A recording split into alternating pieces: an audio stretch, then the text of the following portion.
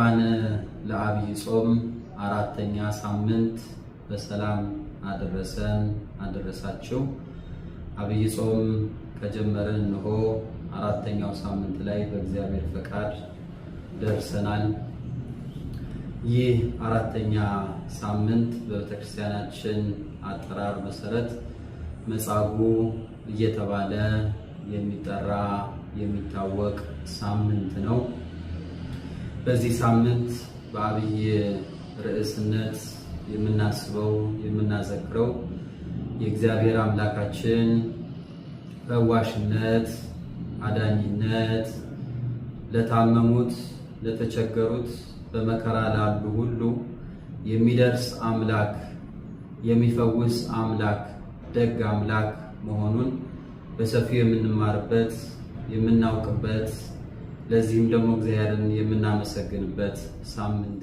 መጻጉዕ ማለት ትርጓሜውን ስንመለከተው ሕመምተኛ፣ በደዌ ዳኛ የተያዘ፣ በበሽታ የተያዘ ወይም ደግሞ አካሉ በተለያየ ምክንያት ጎድሎ በችግር ላይ ያለን ሰው የሚያሳስብ የሚናገር በሽተኛ ሕመምተኛ ማለት ነው በቀጥታ ትርጉም። እግዚአብሔር አምላክ የታመሙትን አይረሳም፣ የታመሙትን አይዘነጋም። በመከራ ያሉ በችግር ያሉ ወገኖችን እግዚአብሔር አምላክ በፍጹም አይዘነጋቸው። በተቸገርን ጊዜ፣ በመከራ ባለን ጊዜ፣ በሕማም ባለን ጊዜ የሚደርስልን እግዚአብሔር አምላካችን። የምንጽናናው በእግዚአብሔር ነው። ተስፋ የምናደርገው በእርሱ ነው። ፈዋሻችን እርሱ ነው። እሱን ተጠግተን ካለ በእርሱ የምንመካ ከሆነ ሰው ቢያቀተው መድኃኒት መስጠት ማግኘት ባይቻል ሕመማችን መድኃኒት የለውም ብንባል፣ ሞታችሁን ጠብቁ ብንባል፣ በሆስፒታል ውስጥ ረጅም ጊዜ ብንሰቃይ፣ በቤት ውስጥ ገንዘባችን እስከሚያልቅ ብንሰቃይ፣ በዚህ ሁሉ ውስጥ ግን እግዚአብሔር መኖሩን ማስታወስ ይገባናል ማለት ነው። 38 ዓመት ጠብቆ የተጎበኘውን ሰው ማስታወስ ነው ክርስቲያኖች። ዘመኑ ረዘመብኝ፣ ጊዜው ሄደብኝ፣ ታምሜ ቀረው፣ እኔ በቃ በዚሁ መንገድ መሞቴ ነው ብለን ተስፋ መቁረጥ አያስፈልግም። እግዚአብሔር አለ ማለት ነው ክርስቲያኖች። በዚህ ሳምንት ልናውቅ የሚያስፈልገው ትልቁ መልእክት ይህንን ነው።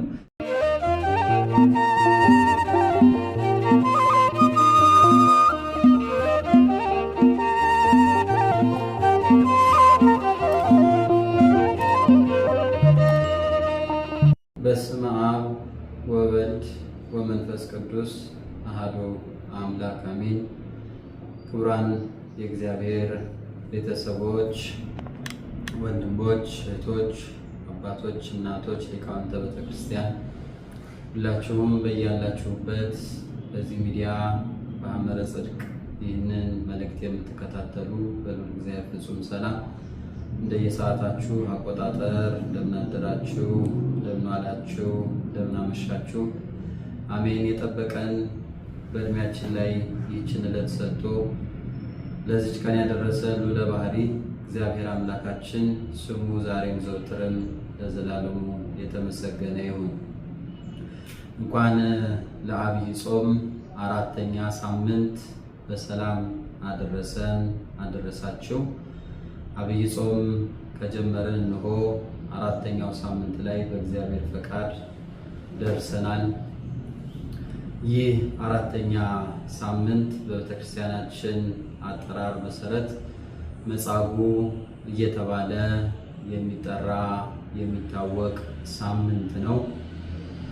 በዚህ ሳምንት በአብይ ርዕስነት የምናስበው የምናዘክረው የእግዚአብሔር አምላካችን ፈዋሽነት፣ አዳኝነት፣ ለታመሙት ለተቸገሩት በመከራ ላሉ ሁሉ የሚደርስ አምላክ፣ የሚፈውስ አምላክ፣ ደግ አምላክ መሆኑን በሰፊው የምንማርበት የምናውቅበት ለዚህም ደግሞ እግዚአብሔርን የምናመሰግንበት ሳምንት ነው።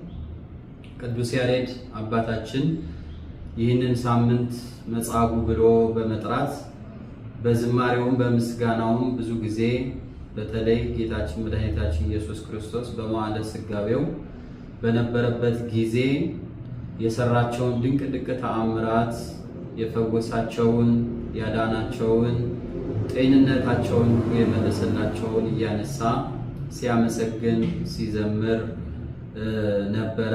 ይህንንም በማለት ሳምንቱን መጻጉዕ ብሎ ጠርቶታል።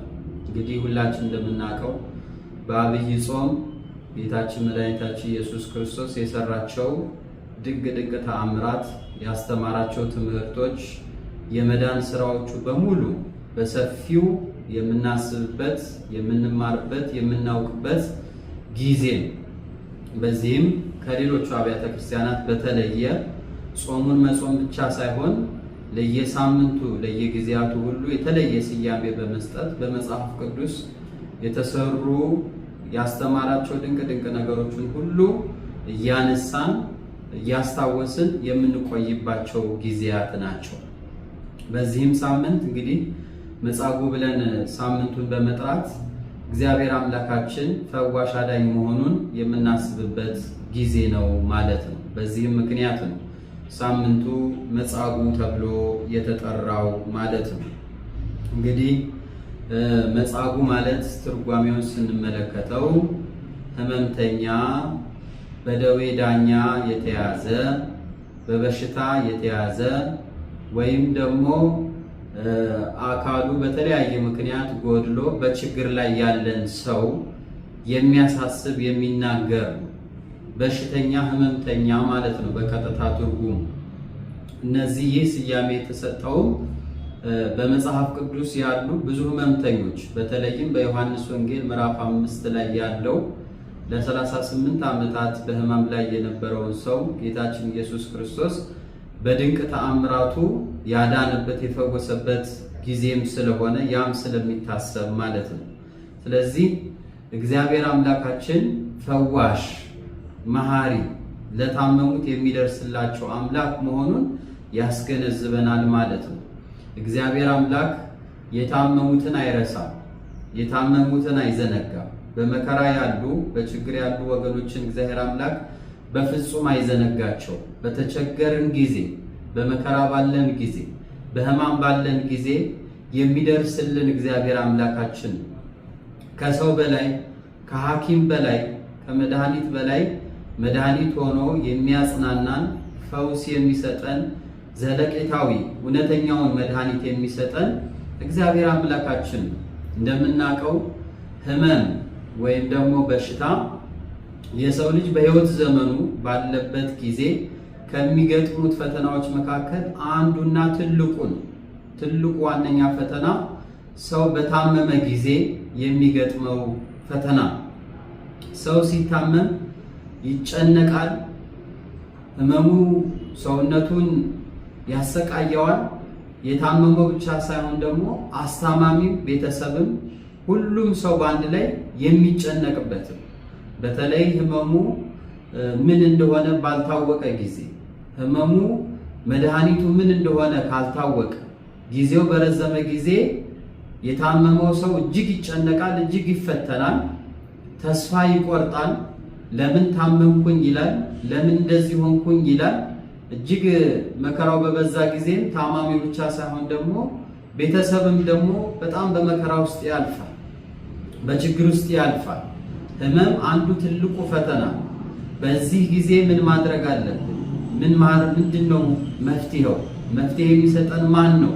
መጽናናችን ማን ነው? የሚለውን ግን ተገንዝበን የምናውቅ ከሆነ የምንረዳ ከሆነ እውነተኛው መድኃኒታችን እግዚአብሔር መሆኑን ካወቅን ግን በመከራ ጊዜ በተለይ በሕመም ጊዜ ልክ እንደ ጻድቁ ኢዮብ በታመመ በተቀሰፈ ጊዜ ፈተና ወደሱ በመጣበት ጊዜ የሚያድነኝ እግዚአብሔር ነው፣ የሚፈውሰኝ እግዚአብሔር ነው ብሎ እንደተጽናና ተስፋም እንዳደረገ እምነቱንም እንዳልካደ እግዚአብሔርንም በፍጹም ለአንድ ጊዜም ሳያስቀይም በመቆየቱ እግዚአብሔር አምላክ ፍጹም መድኃኒት ሆኖለት ከዛ ሕመም ፈውሶታል ማለት ነው። እንግዲህ በመጽሐፍ ቅዱስ በብዙ ቦታ ላይ እግዚአብሔር አምላካችን መድኃኒት እንደሆነ ፈዋሽ እንደሆነ በሰፊው ተገልጾ የምናገኘው ከብዙ ታሪኮችም ማንሳት ይቻላል። በጥቅስ ደረጃ ደግሞ ከተቀመጡልን በተለይ በኦሪት ዘጸአት ምዕራፍ 15 ቁጥር 26 ላይ ኦሪት ዘጸአት 15:26 ላይ እኔ ፈዋሽህ እግዚአብሔር ነኝ ብሎ እግዚአብሔር አምላካችን ለነብዩ ለሙሴ የተናገረውን ማስታወስ ይቻላል። ሕዝበ እስራኤል በስደት ወደ ሀገራቸው በሚመለሱበት ጊዜ ሕዝቤን እንደ ፈርዖን ልጆች እንደ ፈርዖን ሕዝቦች በበሽታ አልመታቸውም፣ አልቀስፋቸውም፣ እኔ መድኃኒታቸው ነኝ። እንዲያውም መከራ በመጣባቸው ጊዜ ሕመም በመጣባቸው ጊዜ የምፈውሳቸው የማድናቸው መድኃኒት የምሆናቸው እኔ ነኝ ብሎ ሲናገር እንመለከተዋለን። እንደዚሁም ደግሞ መዝሙረኛው ቅዱስ ዳዊት በመዝሙር 40 ቁጥር 3 ላይ ለዚሁ ሳምንት የተዘጋጀልን ምስባኩ እንደሚነግረን እግዚአብሔር አምላካችን እንዲህ ይላል፣ እግዚአብሔር በደዌው አልጋ ሳለ ይረዳዋል፣ መኝታውንም ሁሉ በበሽታው ጊዜ ያነጥፍለታል ተብሎ ተዘምሯል፣ ተመስግኗል። እግዚአብሔር አምላክ በሽተኞችን እንደማይረሳ፣ ሕመምተኞችን እንደሚጎበኝ፣ አልጋቸውን እንደሚያነጥፍላቸው፣ አይዟችሁ እንደሚላቸው፣ እንደሚያጽናናቸው፣ መልአኩን ልኮ እንደሚዳብሳቸው፣ ፈውስ እንደሚሆናቸው ቅዱስ ዳዊት ነግሮናል ማለት ነው። እነዚህ ሁለት ጥቅሶች የሚያስረዱን እግዚአብሔር አምላካችን እውነተኛ ፈዋሽ፣ እውነተኛ መድኃኒት እርሱ እንደሆነ መረዳት እንድንችል ነው። ክርስቲያኖች ሁላችንም በዚህ ጊዜ በተለይ በመከራ በገጠመን በተለይ በበሽታ ሕመም በተሰቃየን ጊዜ እነዚህን ልናስባቸው ልናውቃቸው ያስፈልጋል። የምንጽናናው በእግዚአብሔር ነው። ተስፋ የምናደርገው በእርሱ ነው። ፈዋሻችን እርሱ ነው።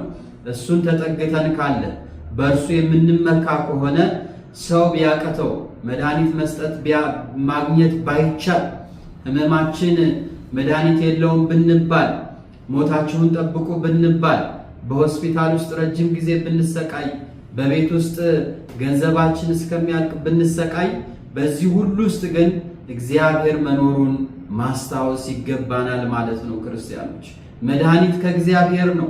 ሐኪምን ቢያክመን በሐኪሙ ላይ አድሮ መድኃኒት የሚሆነን እግዚአብሔር ነው። በጸበል ቦታም ብንሆን የሚያድነን እግዚአብሔር አምላካችን ነው። ጸበሉን ባርኮ ፈውስ እንዲሆነን የሚያደርገው እግዚአብሔር አምላካችን ነው። በተለያየ በአንድም በሌላ እግዚአብሔር አምላክ ያድናል ተብሎ በመጽሐፍ ቅዱስ ተጽፏል። በተለያየ ምክንያትም ቢሆን የሚያድን እግዚአብሔር አምላካችን ነው። ሌላ አይደለም፣ ሰው አይደለም፣ ሐኪም አይደለም፣ ምድራዊ መድኃኒት አይደለም። ያን መድኃኒት እንዲሆን የሚያደርገው እግዚአብሔር አምላካችን ሲጨመርበት ነው። እግዚአብሔር አምላካችን ባርኮ ሲሰጠን ነው። ሐኪሙ በሽታችንን የሚያገኘው እግዚአብሔር አምላክ ሲመራው ነው፣ ሲያመላክተው ነው። እግዚአብሔር ከሰወረው እግዚአብሔር አይገኝ ከተባለ የትኛውም ዘመናዊ ማሽን ቢሆን የተበለጠ ሐኪምም ቢሆን ያንን በሽታ ሊያገኘው አይችልም ማለት ነው። በዚህም ምክንያት ብዙ ወገኖቻችን ሕመማቸው ምን እንደሆነ ሳይታወቅ ዝም ብለው በሆስፒታል የሚመላለሱ ገንዘባቸውን የሚጨርሱ በሕመም ምክንያት የሚሰቃዩ ብዙ ወገኖቻችን አሉ። ለእነዚህ የሚደርስ እግዚአብሔር ነው ማለት ነው። ክርስቲያኖች ይህንን እንድናውቅ ይህንን እንድንረዳ ነው። በዚህ ሳምንት በተለይ እግዚአብሔር አምላክ የታመሙትን እንደሚጎበኝ የታመሙትን እንደሚረዳ በመዝሙር እንደተነገረው አልጋቸውን ሁሉ እንደሚያነጥፍላቸው እንደተገለጸ ማወቅ መረዳት፣ ለዚህም እግዚአብሔርን ማመስገን ያስፈልጋል ማለት ነው።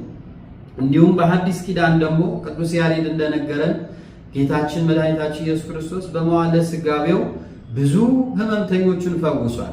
በመጽሐፍ ቅዱስ ጥናት እንደሚነግረን ከ23 የሚበልጡ ሕመምተኞችን በአራቱ ወንጌላት ተጽፎ የምናገኛቸው ሕመምተኞችን ሙሉ ድህነት ሰጥቷቸዋል፣ ፈውስ ሰጥቷቸዋል፣ ከበሽታቸው ገላግሏቸዋል። አይድንም የተባሉ ተስፋ የተቆረጠባቸው ሊሞቱ ደርሰዋል፣ ተው በቃ ጊዜያቸው አልቋል የተባሉትን እግዚአብሔር አምላክ ጌታችን ኢየሱስ ክርስቶስ ሄዶ አድኗቸዋል። በቃሉ በመናገር አድኗቸዋል። ዳብሶ አድኗቸዋል። ተአምራቱን አድርጎላቸዋል ማለት ነው። በተለይ በዚህ በማርቆስ ወንጌል ምዕራፍ 5 ቁጥር 25 ላይ የምናገኛት አንዲት በኢየሩሳሌም የነበረች ባለጸጋ ብዙ ዓመታት ደም እየፈሰሳት ስትሰቃይ የነበረች ገንዘቧን ሁሉ ለባለ መድኃኒት እየሰጠች የጨረሰች፣ እንዲሁም መጽሐፍ ቅዱሱ ገንዘቧን ከሰረች እንጂ አንድስ መድኃኒት አላገኘችም ብሎ ሰው ላይ ተናግሮላታል። ይህቺ በዚህ ሕመም የነበረች ሴት ጌታችን ኢየሱስ ክርስቶስ በመንገድ እንደሚያልፍ በሰማች ጊዜ ወደ እርሱ ገስግሳ ሄደች። መድኃኒት አላገኘች። 12 ዓመት ሙሉ ደም ይፈሳት ነበር ይላል። ክርስቲያኖች ደም ለአንድ ቀን ቢፈሰን ከሰውነታችን አልቆ እኮ ወደ ሞት የሚወስደን ነገር፣ ደም መፍሰስ ቀላል አይደለም። ያቺ ሴት ደግሞ ለ12 ዓመታት ትሰቃይ ነበር። መድኃኒት አላገኘች።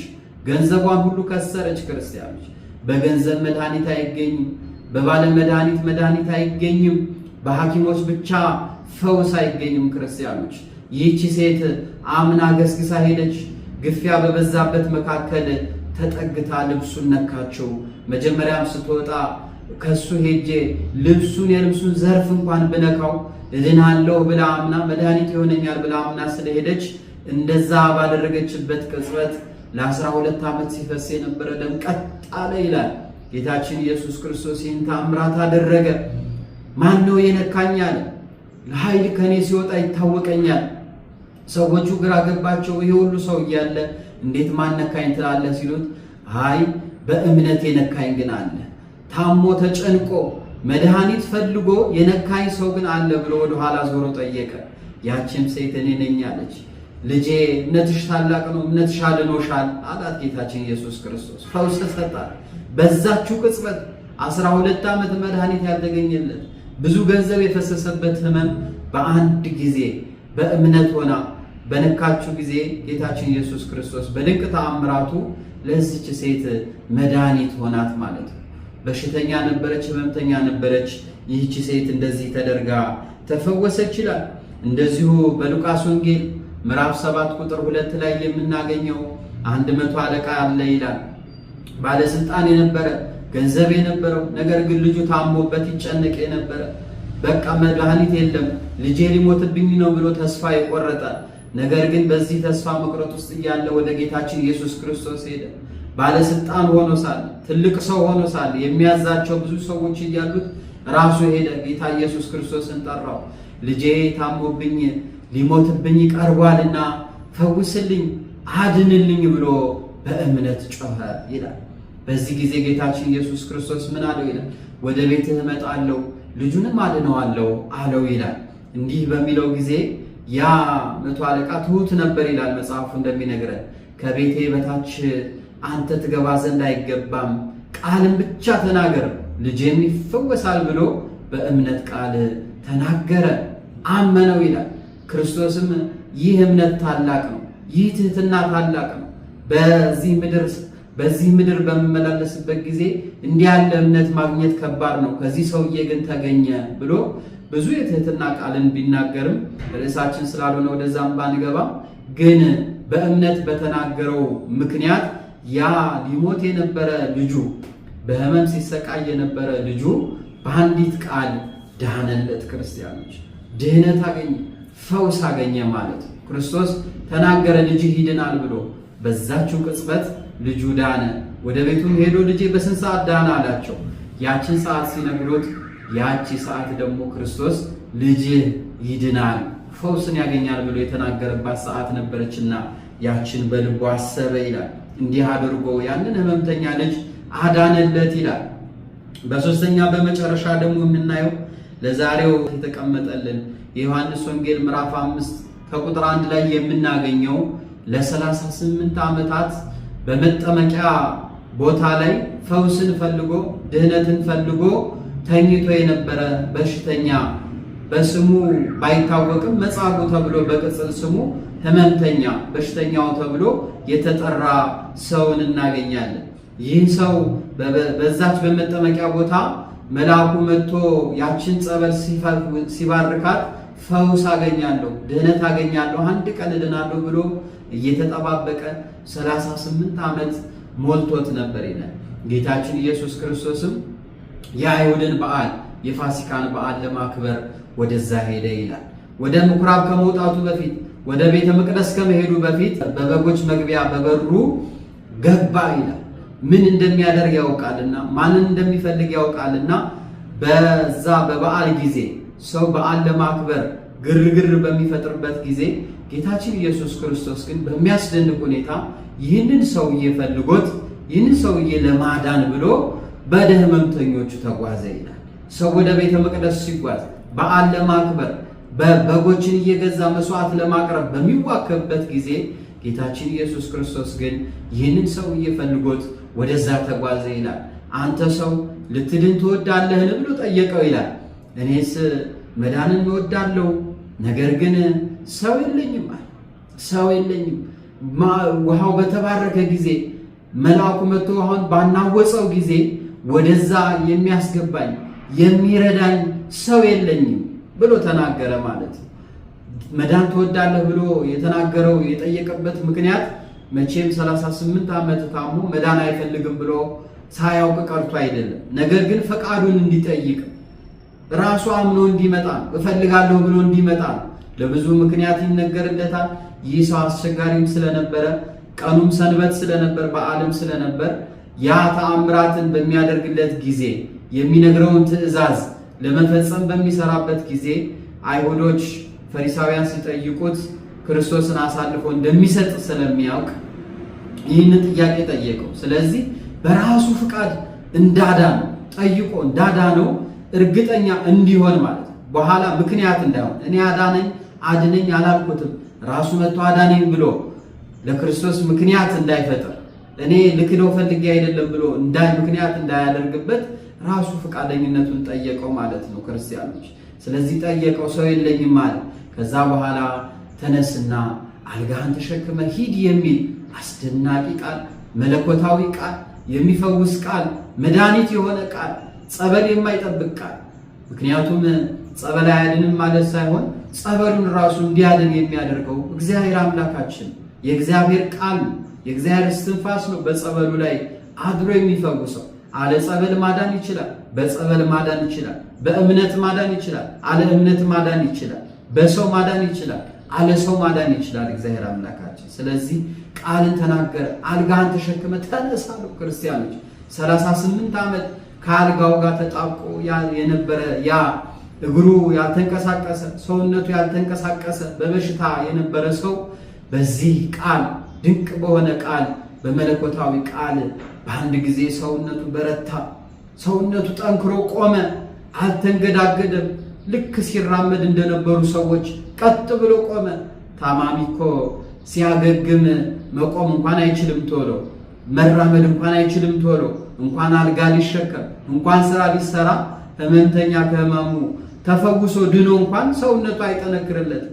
ነገር ግን ይህ ፈውስ ከእግዚአብሔር የመጣ ፈውስ ነው። እንከን የሌለው ምክንያት የሌለው ሌላ ነገር የማያስቀረው ምክንያቶች ሁሉ ወደኋላ የሚወረውር ቀጥ አድርጎ የሚያቆም በአንድ ጊዜ ፈውስ የሚሰጥ ቃል ነውና ያ 38 ዓመት በሕመም የነበረ መጻጉዕ በሽተኛው ሰው በአንድ ጊዜ ቀጥ ብሎ ቆመ። ክርስቲያኖች ስሙ የተመሰገነ ይሁንና ጌታችን ኢየሱስ ክርስቶስ በቃሉ ይህንን በሽተኛ አዳነው። አልጋህን ተሸክመ ሂድ አለው። በቃ 38 ዓመት ያስተኛችውን አልጋ እሱ ደግሞ በተራው ፈውስ አግኝቶ ድህነት አግኝቶ ምሕረትን አግኝቶ እያመሰገነ አልጋውን ተሸክሞ ሄደ ይላል። ክርስቲያኖች ታሪኩ ብዙ ነው፣ ትርጓሜው ብዙ ነው፣ ሰፊ ሀተታ አለው። ነገር ግን ወደዛ አንሄድም። ዋናው መልእክታችን እግዚአብሔር አምላካችን ፈዋሽ እንደሆነ መድኃኒት እንደሆነ እንድናውቅ ነው። እኛም ዛሬ በብዙ በሽታ ቤተሰቦቻችን ሊሆኑ ይችላሉ፣ እኛም ልንሆን እንችላለን። ለሰው ያልነገር ነው፣ ለሰው ያላማከር ነው በውስጣችን ያለ ሕመም ሊኖር ይችላል። ክርስቲያኖች ቤተሰቦቻችን ታመውብን ሊሆን ይችላል። መድኃኒት ሳናገኝ ቆይተን ሊሆን ይችላል። በበሽታ ምክንያት ብዙ ተፈትነን ሊሆን ይችላል። ክርስቲያኖች ነገር ግን እግዚአብሔር አለ፣ ፈዋሹ ጌታችን ኢየሱስ ክርስቶስ አለ። ብዙ ድንቅ ድንቅ ተአምራትን ያደረገ በቃሉ አይሆንም የተባሉትን ሁሉ አይድኑም የተባሉትን ሊሞቱ የደረሱትን ሁሉ ያዳነ ጌታችን ኢየሱስ ክርስቶስ አለ። ይህንን ተስፋ እንድናደርግ ነው። ይህንን ወደ ውስጣችን እንድናመጣ በዚህ ቃል እንድንጽናና ነው። መጻጉዕ ተብሎ የተጠሩትን በሽተኞችን ሁሉ ያዳነ እግዚአብሔር አምላክ አለ። እኔንም ያድነኛል፣ ለእኔም ፈውስ ይሆነኛል፣ አንድ ቀን ይጎበኘኛል። 38 ዓመት ጠብቆ የተጎበኘውን ሰው ማስታወስ ነው። ክርስቲያኖች ዘመኑ ረዘመብኝ፣ ጊዜው ሄደብኝ፣ ታምሜ ቀረው፣ እኔ በቃ በዚሁ መንገድ መሞቴ ነው ብለን ተስፋ መቁረጥ አያስፈልግም።